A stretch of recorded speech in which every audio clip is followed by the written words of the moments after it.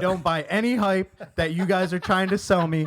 I want it to be on board so bad, and I cannot do it. It's only negative from here on out. Your team is not improving. You get nothing. You collect $0 for passing go. I'm done with you. Hit it.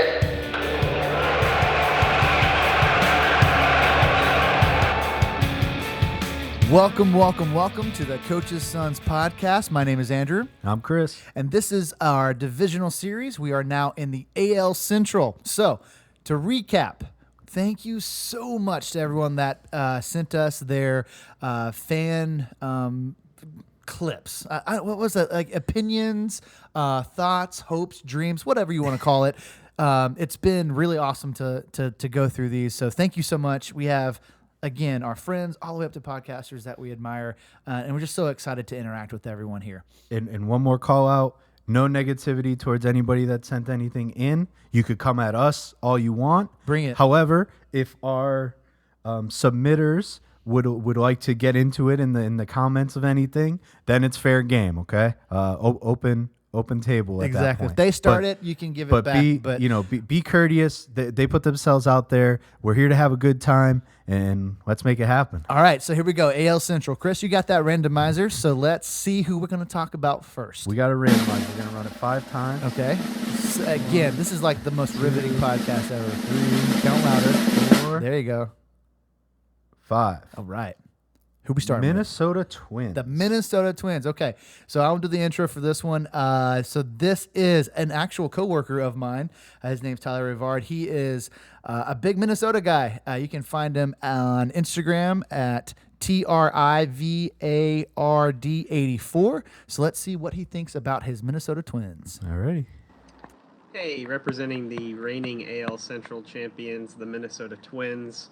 I think most Twins fans were pleased with how last season went, getting the monkeys off our back, with finally getting some playoff wins, getting a playoff series wins, unfortunately losing to the Astros. I would say expectations for next season are going to be, a repeat of that success. Having said that, that's more so due to the fact of, continuing to grow our own players. Our offseason was largely quiet, which is what we're kind of used to with our ownership. We did lose 2 starters from our deep starting rotation last year, most notably Sonny Gray, the Cy Young runner-up. Having said that, I think what we're looking for in terms of key contributors is from, the health of Byron Buxton and Carlos Correa, our 2 big money guys. Also looking forward to the continued growth of Royce Lewis, Mr. Grand Slam himself. And again, just think we're used to being disappointed, but the reality is that the AL Central's not the strongest division. And the Twins still have some good starters, have a really strong bullpen as well. So I think most fans are looking forward to another division championship. So we'll see how it goes. Thanks. All right, starting hot. I hope some of these people don't ever start a podcast. It's like so many times I was like nodding. I was like, you were nodding along the whole time with that one. I got that written down. Like this all makes a ton of sense. So Twins, right? I don't think it says very much about the Twins to word it this way, but I'm going to. Okay. They're the most complete team in the division. Mm-hmm. Right? Top to bottom, they've got a pretty solid rotation. Their bullpen's dirty, but the Duran on the back end. And they got a pretty solid lineup, and they do have question marks in that lineup, but you heard them call out, the Buxtons and Correas, and they turn those big money guys have got to perform. You could say that about every team. And I found that saying that, can so-and-so stay healthy? Can he break out and all that? But it reigns even more true. Byron Buxton, when he's healthy, he's a completely different player. Mm-hmm. And I know he hasn't been, and I know that you're crazy to expect anything different, but he's going to be a key factor in their success this year at some point in time. Hopefully he stays off the injured list. Yeah. I mean, here's the deal. Their biggest problem is losing pitching up top, right? They have to have, one of those guys like the Ryans, the Obers, the Lopez, one of those guys have to step up. Lopez is a stud, man. He doesn't have to do anything more. Okay. He's your ace. I mean, he's the ace. I don't disagree with that. but it's just there seems to be a huge drop off losing both those guys. Do you know what I have about Joe Ryan? How I phrased him in my notes here? No, how'd you phrase it? I put Mr. A-OK. A-OK. Like he's just like Mr. Run of the Mill. Yeah. Yeah. Like, I made the joke, and I think this was pre Sonny Gray Cy Young contention thing. I made the joke last year, well before we did the pod, of is the Twins' strategy to just compile as many like number 3 starters as humanly possible? Absolutely. And, I mean, one of my breakouts is one of the number 3 guys. So. And it works. Yeah. Right. It did work. Right. Joe Ryan, again, Mr. A-OK. And he's going to go out. He's going to take the ball every 5th day. And he's going to give you a chance to win. Yeah. Is he going to blow you away? No. Is he an ace? No. But he's going to give you a chance. I think Bailey Ober kind of overtakes him a little bit. And becomes the number 2 guy. Pablo Lopez is going to be tough to beat because he's been shoving it lately. The rest of the rotation, I'm not really sure. Chris Paddock's kind of still hanging around, and he's got electric stuff. I mean, yeah, you gotta not. I'm gonna go ahead and give up my breakout, but David Festa looks really good too. He was their futures player last year, so I mean, I think he could be a stud. He might be a year away from that, but if he plays really, really well, then that's a breakout player, and that changes the name of the game for him. And that's, I mean, I don't know. There's a lot of unknowns there for pitching. I have another guy as my breakout, and I'll tell you that in a second, or in a couple minutes here. So, and again, another guy that I don't even know if he's going to be in the rotation. Like, I might just be talking completely out of my ignorance. So, so Twins fans, take a light on me because I don't know your fifth starter. We're trying. But, okay, but where do you have them finishing? They're first. Yeah, same. It's their division to lose. I agree. Come at us, right? They're over on their over unders at what? 86 and a half. I'm under. I said over. They won 87 last year. Just match it. 87. I mean, that's fair. I just don't feel like the team got any better. Like Tyler said, they didn't do. It was a quiet offseason, so that's how they operate. It's tough for me to think that they can be better because they just didn't do anything. I don't think their team underperformed either. They got Justin Topa from my Seattle. Okay, cool, whatever. So I think they're at 85. 84, 85. Okay. So I took the under on that one. But we both have them first. 80, so. Yeah, have them first, 87. And honestly, like to your point, like 84 through 87 probably gets it done here. I completely agree. And they, he called it out. Their lineup can be potent. Yeah. Royce Lewis, that guy is just again, he said Mr. Grand Slam. That's all the guy does. He just hits home runs. Yeah. And especially if your bases are loaded, see ya. Yeah. Great player. Do you think this division is like the NFC South of football, where it's just not very good teams and it's just the best of the not great teams is going to make the playoffs? I mean, none of these guys scare me team-wise. Oddly enough, the only other one that's close is like the NL Central. That's fair. Okay, yeah. So but I think this one divisions are weaker. The NL Central is a little better than this. They're top heavier. Yeah. But regardless, you're going to hear that one. Tune into that one on your own. But the AL Central kind of weak overall. The Twins have what it takes to take over. Yeah, I think it's theirs to lose. I agree. What the playoffs have proven and how the structure has shown is you just need a seat at the table. Exactly. Right? You get in, you get Pablo Lopez on the right rest, and he's going every, so 3 many days. games. Yeah, whatever. You go get your wins, there, right? Yeah. And that bullpen's pretty set up pretty nicely. Duran, they did pick up Topa, Griffin Jackson, Brock Stewart. I named those guys because I saw that they had decent numbers. Mm-hmm. I could be way off. Again, don't want to go into bullpens because that's hit or miss. You always say you don't want to go into bullpens. Go into bullpens. I do. Have you ever noticed that? I do. I know because I do like talking about it because they're worth they go overlooked so much. It's a big part of baseball. The way that pitchers go anymore. If you get 6 innings out of your starter, you're like, okay, great.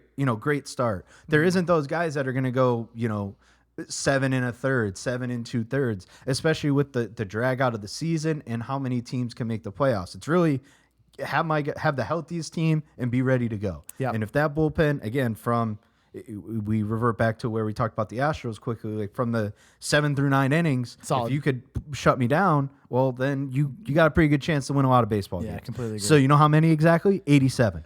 85.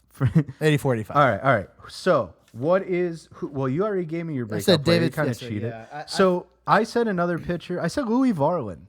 Okay. So another guy who does he make the rotation? Guys may not make the rotation. Correct. So same concept. Like he's been there. He's pitched a little bit. Yeah. He's got experience. I think that if you give him the ball and he gets an opportunity to come out there without any stress, then sure. But it looks like the bottom of this rotation is going to be very up in the air. Yeah, questionable. It's not anyone's questionable. game, Just really. who's going to take it? Yeah. So I could be way off there, I but could too, that's my yeah. guy. Who's your prop bet? Okay, so you're not going to like this. Under. I took an under. Yeah. Is So it, only if it's Byron Buxton. it's not. So Pablo Lopez, his No. number is 215 Ks. You Like didn't look into 250 him very much. 215 and a half. I don't think he gets that. He had 230. So I'm going to take the under. Why? I need to know why. I Well, just- all right. Okay. No, you know what? He had 234 last year, but that was the highest he's ever. That's the had. highest he's ever gotten. I'll give it to you. So I think Okay. he comes back down to earth. I think he breaks 200. He What gets was the number? I think he flirts with it, 215 and a half. Okay. So I think he gets close, but I don't think he does. I don't think he can get For to that some number. reason, I had 205 in my head. I was like, "You're really gonna say it's Oh, between?" no. We need to no. go buy a lottery ticket. Yeah, if you're no, gonna call between I'm not calling 201 that and close. 204. I think he's like 190, 195. Just because I think he comes down to earth because he missed a lot of bats last year, and that's He's a good, hell man. of a pace. He's good, man. I don't disagree, but that's where I went. Who's your prop? Chicks dig the long ball. Royce Lewis over 24 and a half. He hit 15 last year. Only about half the season. Oh, he was about to say that seems like a jump, but I forget he only played half. Okay, Something like that. He played like 80 some Chicks dig games. long ball. Let's go. I think I wrote it down. Wait, I'm sorry. Screw it. This is verbatim, by the way. Screw it. All aboard the Royce Lewis train. 15 home runs in 58 games last year. We're Okay. gonna ride his success train to some cash. Let's get it. Let's do it. All right, That's verbatim. I wrote that in Microsoft Word last night. All right, there we go. All right, so that's the Twins. What do we got next? I should know this. The Kansas City Royals. All right, so let's listen to the fan experience for the Kansas City Royals. And nothing. I said it in the first episode. I'm going to repeat it again.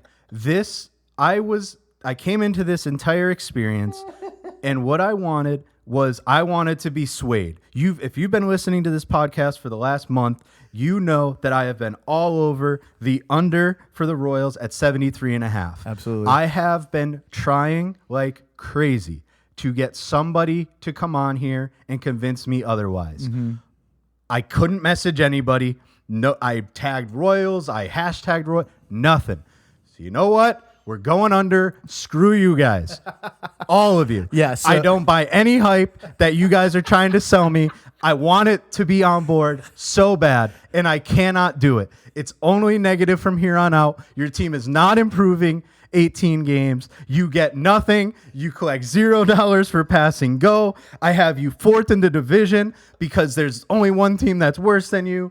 I'm done with you. I don't even want to pick the other two things, but I'm going to just because we have to respect the players. But the fans, I'm done with you. Oh my gosh, this is awesome. Chris is on a tirade, and you know what? I echo that. I'm done. We tried, and you know what's really funny? We reached out to friends like, "Hey, do you know any Royals fans?" And, Never met one and in my everyone's goddamn like, life. "No, I don't know. I don't know." They're a all single crying about fan." Eric Hosmer quit or retiring. Yeah, go listen to Moonball. Okay. I mean, Chris and I obviously we've both talked about it. We're slamming the under. There's no way this Under. team improves. Their biggest signing was a player that was already on the team last year, and I've got a lot to say about that guy, by the way, in the rest of what we talk about. So I am with Chris here. Under. No one convinced me otherwise. All their signings were ho-hum at best. I just don't see a path for success other than the fact that this division sucks. But even though it sucks, the other teams are better still. So, sorry. Seth Lugo, Michael Wacha aren't winning you 18 more games. Nope. You said it a few episodes ago, but Bobby Witt Jr. was on the team last year. Even if he does better somehow than his he had a great season last year. Even if he gets a little better, how much better do they get? Right? He had a great second half of the season. Second half of the season. He was young. I'll give him. That's fine. We support second half. We support all seasons here. I don't care when he did it. The guy had a good year, and I like Bobby Witt Jr. This is about the fans. This isn't about Bobby Witt Jr. I'm mad at all of them. I wanted to be convinced. I wanted to ride with you. because you're going to see another team, and I hope I didn't get to listen to it yet. No, we haven't done that, and I hope I get convinced by this other team because I have it one way, and I'm ready, willing, and able to change it. I peeked at that. I know what you're talking about, and I'm very ashamed of you. But anyways. I'm done with them too, but not the fans. They submit it. Yeah. So again, they made some moves. What were they? Seth Lugo, Michael Walker. Sure. Will Smith. Maybe they were hoping he gets another World Series or something. Yeah. It's going to be when he gets traded at the deadline for somebody. And then, again, Bobby Witt Jr., star player in Major League Baseball. Adam Frazier, Hunter Renfroe. Are they making move? Are they moving the needle at all? No. I don't know. It better be a regression. Because I might change everything I might change everything. Chris, everything is red for me for the Royals. What do you got? All right, so I have Bobby Witt Jr. regressing. Here's why. Okay, so his second half of the season was astronomically better. So his average was 40 points better. His OPS, his on base, his slugging, his home runs, his RBIs, everything was better. His K per 9, everything got better in the second half of the season. Now, do I think the second half of the season is who he is as a player? No. Do I think as bad as he was for the first half is who he is as a player? No. I think he's somewhere in between. It's a sophomore season. Pitchers are going to have all these scouting reports on him. He's not going to be that guy that was on fire. So I see regression happen for Mr. Bobby Witt. Hey, asshole. It's his third season. So guess what? His sophomore slump was for the first half of next year. Guy's a star. Get on board. He's not a star. Get over it. I don't think so. So he's already broken out. That'd be a dumb pick to play. Correct. He's regressing. I took Vinny Pasquantino, our Italian stallion, if you will. Their nickname for him is Pasquatch, and I think that's hilarious. That's a good nickname. I don't have any numbers to support why I think he'll break out. I think just health. We've been hearing a lot of good things about him. Has a lot of power potential and does play well when healthy. Mm-hmm. I think it's just a matter of him staying there, and he'll become a household name. He's likable. He's on social media, so people might already know about him, so it's not a surprise, I guess. But him playing well could lead to them still not winning 70. I'm gonna say great. They're gonna continue not to win. My player prop, surprise, surprise. I took the under. That's not going to happen on Mr. BWJ having a 30-30 season. It's not happening. It was at negative 195. Oh wow. Yeah. All right, we're okay. I'm against you. Yeah, you say I took Bobby Witt Jr. to have a 30-30 season. That's plus 170. I don't believe in this team. I don't believe in these players.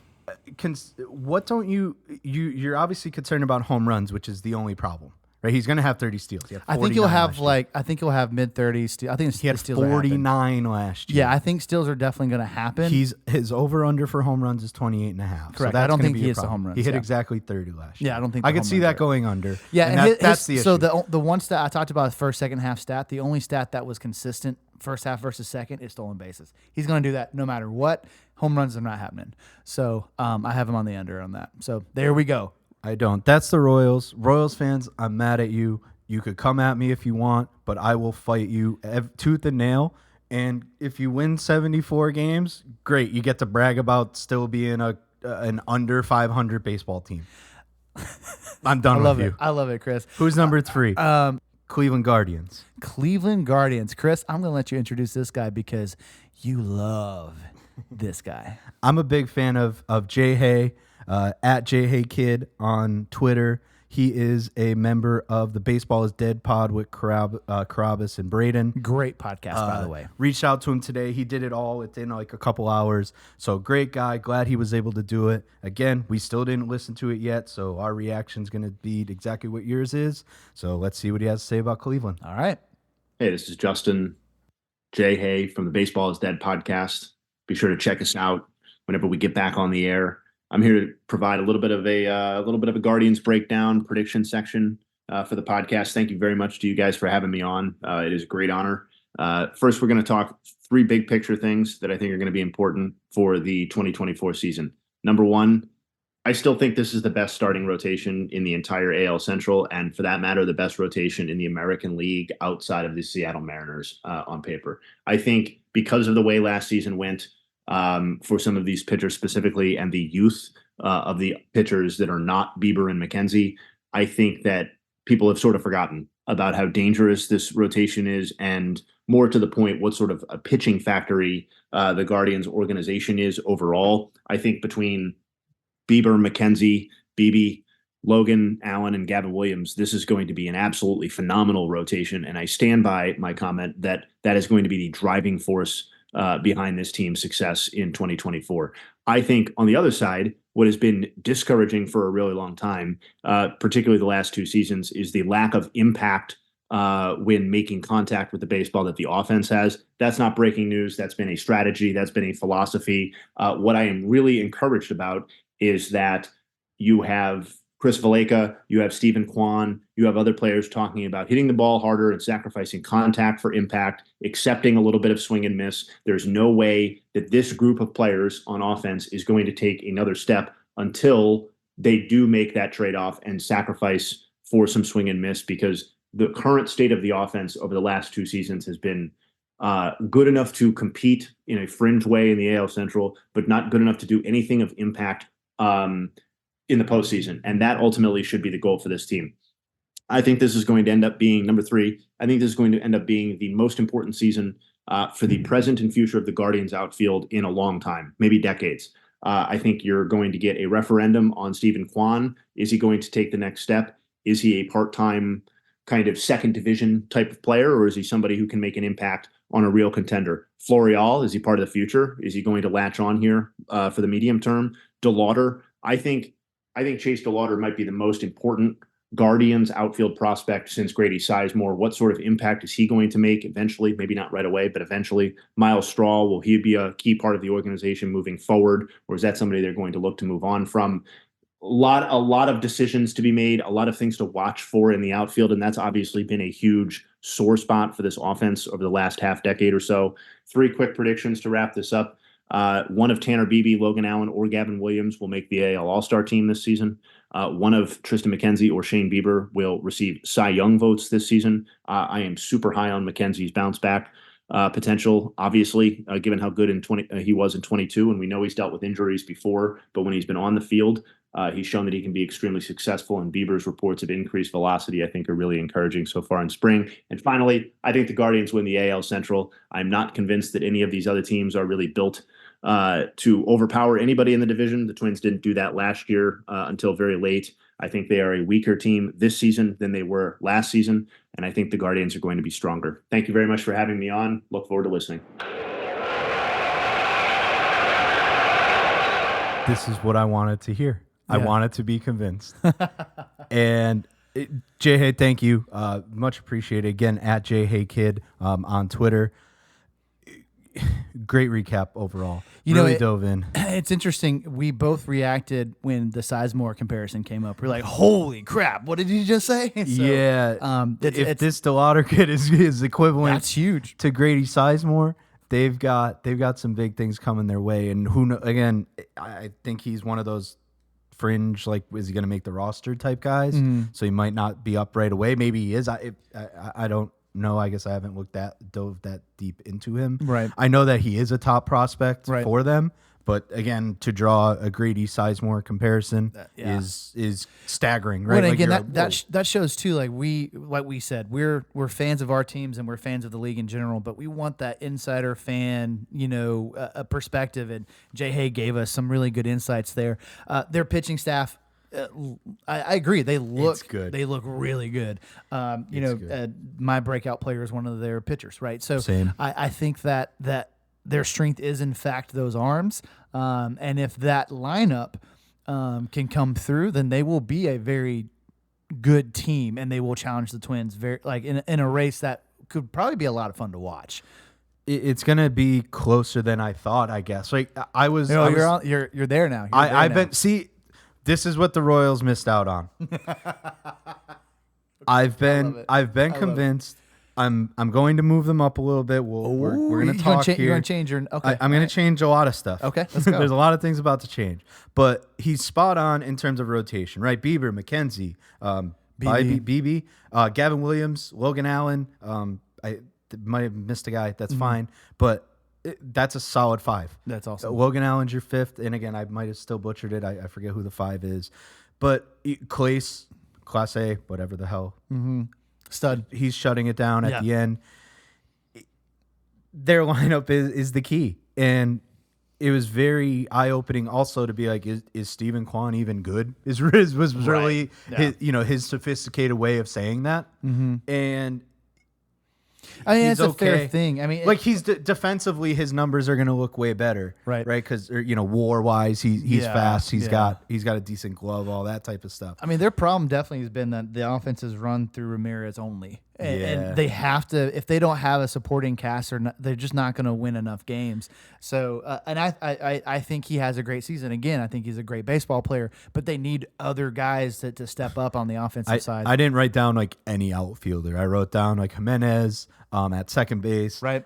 Josh Naylor. Yep. I even said Kyle Manzardo, who's one of their prospects. He might come up, be first base / DH. Okay, gotcha. I did say sorry to Bo Naylor because he's a catcher. He'll be, if he does a little bit of anything, he'll help out. Catcher's a catcher. So again, much to his point, they're gonna go as far. Like the pitching's gonna give them a chance to do a lot of things. If that lineup can figure something out and. Yeah. Well, I mean, end all be all is no one's going to run away with this division. So if the pitching stays elite, then they're going to be a part of the conversation. So I have them finishing second. Where do you have them?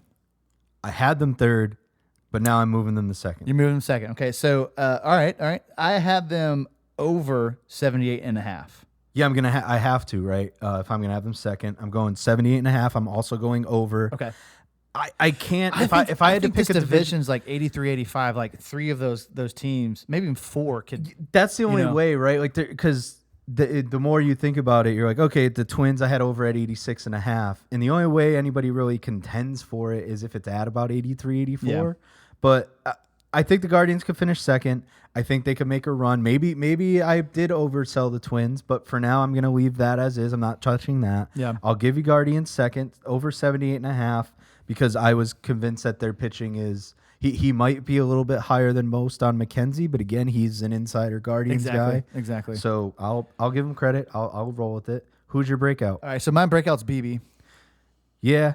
He broke out a little last year, no? Yeah, he did. But I mean, rookies can often experience a sophomore slump, right? I think that this guy has the ability to not have one of those because there's no pressure for him to be great. He has all these other great pitchers, and so he doesn't have to carry them. So I think that he can definitely have a season where he takes that next step. And if he does, this already great pitching staff gets even better. So I went with BB. And I went Gavin Williams, so I went right with that rotation, right? If they both break out, this team's if gonna we be were nasty. both right, be we're nasty. we might have to put them to win the division. Exactly, we might be talking different come June, July.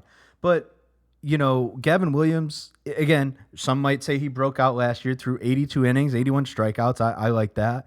Started 16 games, 3.2 ERA. That's good. Good pitcher. That's solid. That's really solid. I'm actually looking it up so I don't have to guess. He's 24 years old. I don't know what I don't know what I would have gave him.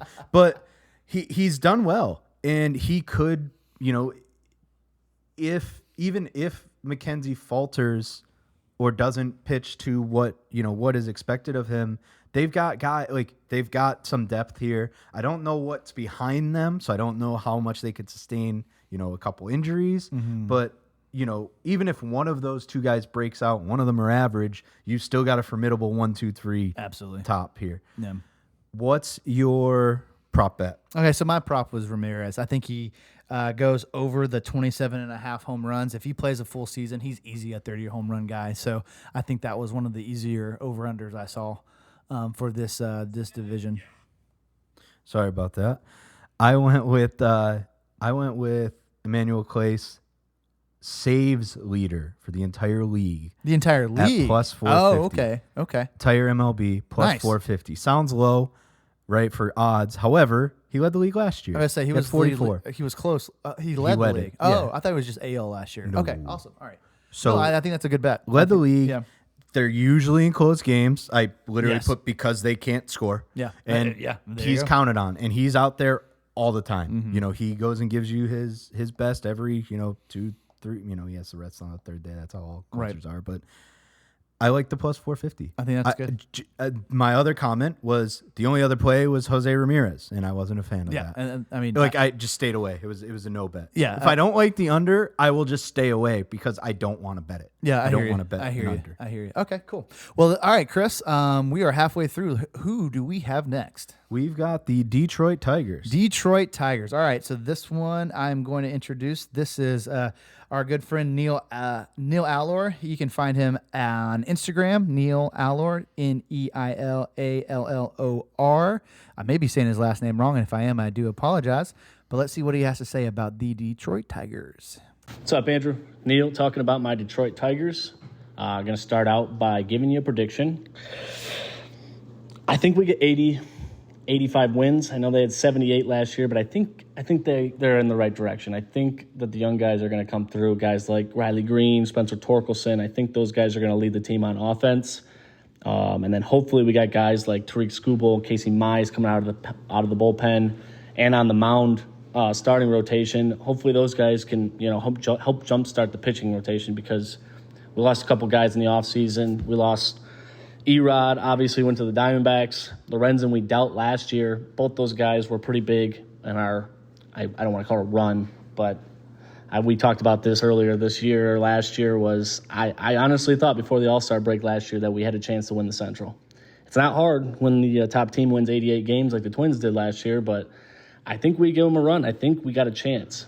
With all that being said, though, it all comes crashing down if our piece of shit owner, Chris Ilitch, decides, hey, I'm going to save some more money in a league that literally has zero salary cap. So I'm still going to stick with 80, 85 wins. I think that might be good enough to give whoever is contending for the first place trophy in the Central. So I think they're going to be right there. I don't know if the Twins are going to get any worse, so they might still take it, but I think we got a chance this year, man. This is everything I've seen about the Tigers. Yeah, I love that we got our first piece of shit ownership call out in this episode. Yeah, I'm a fan. I support it. And they're spending money on Javi Baez, though. But this is all I've seen about the Tigers. Mm-hmm. They're excited for what I don't know. And you drank the Kool-Aid for a little bit. Let's let everybody know what you had because you just changed. I did on the Guardians. You had the freaking Tigers finishing second in this division. Chris, I did. Explain yourself. I don't know. The first note I have. I don't know what happened. I was really drunk. No. The first note I have is another team I just cannot understand the hype on. Yeah. That's my note verbatim. Yeah, I hear you. And I put them second. Mm-hmm. But that's your note verbatim, but you still put them second. I'm a walking. I don't know why there's hype, but there's hype, but I'm in. I'm a walking contradiction is what I am. I love it. So I moved them down to third, and I don't have a reason for second or third, to be honest with you. Yeah. Like I don't know how to phrase this the right way. I'm rooting for Tariq Skubal. Mm-hmm. He's not fun to root for because that's all everybody talks about. Yeah. He's the Cy Young. It's like, okay, like let's tone down a little bit. Like he pitched really well at the end of last year for somebody who only likes, full season efforts. You must hate this guy. I mean, I don't hate him, but I don't think he did have he was arguably, if not statistically, the best pitcher in Major League Baseball for the second half of the year. No, I completely agree. He had a great. I mean, I can't. My walking contradiction will show soon again. Oh, man. But I just can't get behind. I can't get behind the Cy Young. To be honest, I fiddled with it. I was like, plus 1,000. I was like, everybody's doing it. It's not fun. I like to go against the grain a little bit in that regard. Mm-hmm. And I hope he's good for you because you deserve, the fans deserve it. But like, you're not going to look me in the face or send me it. He didn't say it, but there isn't a fan that could look me in the face and be like, Jack Flaherty's the answer here. Right. Yeah. No, I agree with like, okay, that's your number 2. Kenta Maeda. Okay. Yeah. I mean, I think it's a big drop off and that's going to be a problem. And you know what else is a problem? Okay. I will give you that. Torkelson's going to be good. Yeah. But then what else? You know, wait, hang on. No, wait. Don't give me this Tiger propaganda right now. Yeah, Okay, no. I'm just saying what I have all. I'm ready. Here we go. I've come prepared for this one. So everybody's high on Riley Green too. I agree. Think he's a good player. Okay. So now we have Torkelson Green. Okay. They signed Mark Canha this offseason. Okay. I'm sorry. That was it? Wow. Yeah, you're supposed to be excited. Gotcha. Because that was big. That was a big deal. My bad. And okay. What else? from there, yeah. Admittedly, I didn't realize this until I actually looked it up. It's like, okay, I wrote this down first. Like Kerry Carpenter. Okay. He was admittedly better than I thought he was last year. Okay. But I'm not putting my eggs in the Kerry Carpenter basket. I'm not putting my eggs in the Parker Meadows basket. No. I'm not putting my eggs in a Matt Vierling basket. No. And then maybe one of their other star-studded signings was Gio Urshela. Oh. And you could have sworn that they signed fucking Mike Schmidt. Wow. And I was like, oh, okay, he's an upgrade, but let's tone it down. So like now I'm talking You know what I think happened, Chris? Here's what's happening in Detroit. Michigan does well. The Lions make the playoffs for the first time. Detroit is riding a high. They're that starving. They think that things are turning around for that town. And it might be, except for the Tigers. And I think they're just, they have too much of this like, oh, look at all this great stuff that's happening. It's going to rub off on the Tigers. No, it's not. It's just not. It's just not. I have them finishing third. I debated on putting them below that at one point. No, that's bad. But because the other two teams I think are dog water. There's a huge discrepancy. I agree. So I was like, you know what? They're definitely not. I thought it would be fun, but I couldn't find a way to bring these other teams up above them. Yeah. So I have them third. I have them under 80.5. Do I think they get to 78 again? Yeah, they probably could. Still win. They probably could, but I don't think they're an 80-win team. Yeah, I've convinced myself. Yeah. My two switches is I made the Tigers third. I bumped the Guardians up to second. I had the Guardians under, and I made them over. And for the Tigers, I had them over, and now I'm putting them under. Okay. Sure, match it. 78 wins. I don't think they're going to be that much improved. Prove me wrong. I'm not trying to take your excitement away as fans. I'm just asking you to be a realist. And that's all I'm asking for. So in other words, you weren't convinced. They did not convince you. No. Maybe because I was unwilling to be convinced. That's fair. All right. I listened to him and then said, yeah, no, I'm out. And I went negative. I went even worse. Sorry, Neil. You made a bad argument. We didn't. You were trying to jump ahead. Do you have a breakout or regression guy? Yeah, I have a breakout because basically we talked about Detroit's infield situation isn't great other than Torkelson. So they have a utility player, Andre Lepiscus, who is not gonna break out and hit like 30-30, but he's a guy that's gonna be probably their number 2 batter. And has an opportunity to make a big impact for that team. So that's who I said his last name wrong. It's like Lipsius. We're done. Anyways, I think he gets the point. Yeah, he will. He's a utility guy. They're going to plug and play him a lot, and he can put the bat on the ball. So I think he has the ability to do things on that lineup that Baez can't. We'll see if you know ball at all. I took Parker Meadows, and I know I called him meh before, but like I'm hoping he can break out, and to me, his breakout is being like a 2020 guy, right? He'd just be a solid Major League Baseball player. Okay. He helps the team immensely. Yeah, I don't disagree with that. And so, who's your prop? Again, I think we probably took the easy ones. Walking contradiction. I took Tariq Skubal over. So I think I wrote it in that sheet. I don't have it because I'm computer illiterate right now. I've got Skubal over 58.5. But I'm looking on my phone currently. You mean 158? Is that what I put? Yeah, 158.5 Ks. Strikeouts. Yeah, so he has basically 160 Ks. Yeah, but what he's at right now on DraftKings is 162.5. And I feel like 158 is really low. I think I don't know. Yeah, because I would take that over all day. Because I think he's definitely. I was like, that's something. They know something. Yeah, because that I don't. feel like he's definitely a 170 type strikeout I mean, guy. again, if you want to use averages and all that, whatnot, through 80 innings last year, 102 strikeouts. That's 15 starts.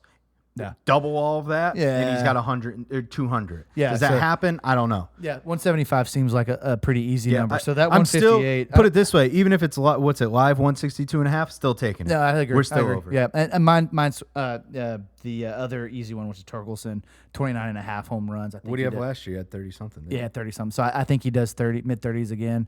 He might flirt with 40 too. Just depends on how. The thing is, if he gets pitched to, he has to have guys who can hit behind him. That if they don't, then no one's going to throw him anything he can hit. So I think that's going to really be the big difference. Yeah. So Sorry, Tigers fans. yeah, sorry guys. want it I mean, better. I hope you guys. I mean, again, Prove me wrong. There's a lot of great things happening in Detroit, and I'm so happy you guys have good things, especially after the Pistons had that god awful run of losses. But you guys have a lot to prove, and again, the division's winnable. So if you guys if these young guys play well, then it's a possibility. So I understand why they would feel so. I get it. Optimistic. I would want to be excited. Yeah, because they have the ability, and this is a very winnable division. So good luck to you, Tigers. So, But I'm not with you. I'm not with you either. All right, so here we go. We have the White Sox. And this is coming from Frank Carmano. That's his tag on Twitter as well. Frank Caramano. Let's go. You want me to talk about the Chicago White Sox in the year 2024? Sure, we could talk about Luis Robert. We could talk about Dylan Cease. We can talk about Andrew Vaughn. Heck, we could talk about Colson Montgomery. But really, there's only one person to talk about with the White Sox in 2024, and he is the worst owner in professional sports. His name is Jerry Reinsdorf. The White Sox are one of two teams to never give a contract out over $100 million, them and the Oakland Athletics. What great company. Also, he is the same man who ran Michael Jordan out of Chicago. Allow that to sink in. He ran Michael Jordan out of Chicago. Until Jerry Reinsdorf is forced to sell the Chicago White Sox, they have no chance. Not in 24, not in 25. Go on, keep going. Count. Until he is no longer the owner of the Chicago White Sox, they won't win. Okay, that is our second shout out to go fuck the owner. Yeah, and it's well warranted, right? They're gonna have. It seems like they're gonna have a fire sale, right? All off season, it's where's Cease going? What's this doing? What's that doing? The guy's trying to get a new stadium built, a la Oakland A's. He's not trying to move the team yet, but will probably. God, can he move them out of Chicago though? That would be No, okay. but he's that'd trying. be so awful. But he's trying to get money, not his, of course. God forbid. Yeah, right. The billionaire uses his own money, but he's trying to use the city's money for his own stadium Gotcha. again too. So now he just won't spend until he does. It's a mess. I will say, I think the two worst teams are in the AL, and I think it's the A's and the White Sox. And he pointed it out. He said, we're the two teams that haven't spent this much money, and it's the A's. What great company. He's not wrong. That sucks. They're bad. That sucks to be in the same breath as them, and that's got to be disappointing. And here again, me not knowing a lot about the White Sox, I hear that I'm like, oh my God, like I didn't know that they were that close to being A's, and that sucks. Like I want to talk more about that. Like that's got to be a tough thing to support because you love this team, but the owner's not going to do shit, and that's got to be a tough spot. Yeah, like they're in a spot where like, what happens if they did, happen to get really hot to start the year and they're hanging around, like still nothing happens at the deadline because the owner doesn't want to spend money, right? They can't convince anybody to come there, right? Nobody wants to play for that guy, right? Even like Robert's not going to re-sign there. Who the hell knows how many years he actually has left, but I'm sure he's going to beg to be like. Nobody flourishes there, right? Like Giolito even, Like Giolito even got out of there. Yeah. But Cease, how long is he there for? Who the hell knows? I'm surprised he's still there. I mean, if I'm being honest, at this point, they're probably just going to see what they can get at the deadline. I suppose. Cease I don't is know. definitely going to be the midway point playoff team is going to get him to be the push, right? And I think that's 1,000% what's going to happen. The White Sox owners are going to get more money. The White Sox are going to continue to be bad. So I have them finishing 5th. I have them under on 63.5. You did the same. Yeah, I'm with you. It's just hard to be positive about this team, and other than having I love the White Sox black and white. Like I think it's such. You know who I do like though, and I think he has potential to. You're gonna get mad at me, but he's he can be like a Jorge Soler type guy. Okay, and that's Eloy Jimenez. Okay. I'm not gonna get mad. I do think Soler's better. I'm not, but I'm saying like he can provide you with similar stuff, but he's just not like, I don't know if he's not like, I don't know what to call it. Like, is he not interested? Like, what the hell? Like, I mean, he definitely just has to be a DH going forward. Correct. But he's this big power guy. He's never played he played over 120 games once. And that was 122. He hit 31 home runs his first year. That was, I can't count, 5 years ago now. Right, and has never broken 20 home runs since. So, like, he's not Soler in that regard, but it's like, what's the issue? Like, what? I mean, maybe it's just playing for the White Sox. I mean, I bet that just sucks the soul out ruined of you. Yohan Moncada. No, I don't know. He might just stink. But it could be. He just stinks, but who knows? And Robert, who knows if he gets bad, too. And he's definitely one of the better players, and obviously Cease is good. It's a Braves dumping ground of pitchers that were almost good that never panned out. I mean, you just like took on a bunch of dudes and you're like, okay, there are a problem now. Exactly. Yeah. Like again, he even named like their top prospect, Colson Montgomery, but like that's really, they don't have like they have a pitcher somewhere, but it's like, okay, see, like I don't know. I'm done talking about the White Sox. I can't do it anymore. Yeah. So who's your breakout? Breakout is actually Mike Soroka. Okay. So I peaked on this one. I was going to say Soroka too, because Soroka was special before the injuries. You're not like anti-Soroka. Not at all. Okay. Not at all. But I just want to make sure there wasn't ill will there. No ill will. I actually wanted Soroka to be good because he was special when he pitched, but he got hurt. Back to back, and pitchers that continually get hurt. Achilles tears. Yeah, so it sucks, and I hate it for him. I hope he finds his footing and does break out. But I saw you pick Soroka, so I took the other former Brave. I said Tukey. I think Tukey Toussaint can be good. He had a really good stretch, with them towards the end of the year. So maybe he continues to really blossom and have a number 2 type year, because they don't have one. They've got Cease, and then who's going to be the guy? That's kind of where I was. Now, what's your player prop? There's only one answer for me. Oh, unless you take Cease. Oh yeah, I like, and that's the one I laughed at. It like there was one over under that I saw that felt like it was ridiculous, and it was Cease's strikeout number. Did you see that shit? No, what is it? So they have him at 198.5. I think Cease is well into the 200s. Okay. So I slammed the over on that. Okay. Yeah. Yeah, he's had over 200. Okay. Yeah. Kind of like that. But there's no way he doesn't do that. But Chicks and Chris dig the long ball. Okay, here we go. And Luis Robert over 29.5 home runs. I mean, that's an easy tune in for me. That's fair, but he just doesn't have people around him that. Eloy. Who doesn't hit over 20 home runs? He doesn't have to. They're not going to pitch. He just has to be an imposing figure. Okay, just look tall. Yeah, just look big out there. Just look imposing. All right. No, I don't know. Again, it's more of your MLB at bat type guy. Like, oh, Robert's up. Let's go see if he hits a home run. That's fair. Well, we'll see what happens. But all right, so that gets us through the AL Central. Chris, great job. Not bad. We got through the AL Central. Worst to first to worst, whatever you want to think about it. Thank you to everybody that submitted. We got another one coming your way Friday. All right, thank you all so much. My name is Andrew. And I'm Chris. This is the Coach's Sons Podcast.